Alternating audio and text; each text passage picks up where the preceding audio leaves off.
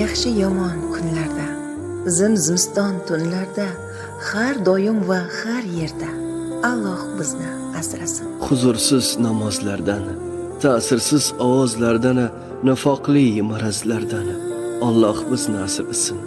Uzoq yaqin yo'llarda, yaxshi yomon qo'llarda, hatto daryo cho'llarda Alloh bizni asrasin. Munofiqning ishidan, yomonlar mishmishidan, xoinning qilmishidan Alloh bizni asrasin.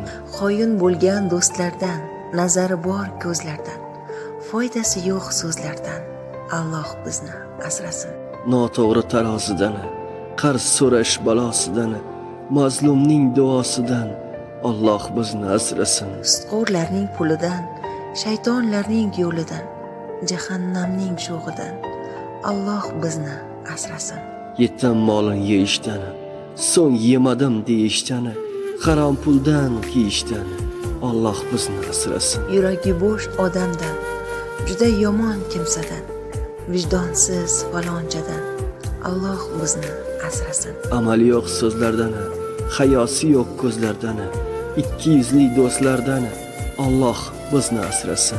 Boshga kelar kulfatdan, ichi qora ulfatdan, hatto quruq tuhmatdan Alloh bizni asrasin. Vafosi yo'q yorlardan, yengilmas ayyorlardan, yomon kirdikorlardan Alloh bizni asrasin. Gapni tushunmagandan, noo'rin qabul qilgandan, shunaqa men deydigandan Alloh bizni asrasin. Eshitishni istamagandan, tushunish xohlamagandan, o'z gapin ma'qullagandan Alloh bizni asrasin. O'ziga sizni sevdirib, sog'intirib, sindirib, ustingdan kuladigandan Alloh bizni asrasin.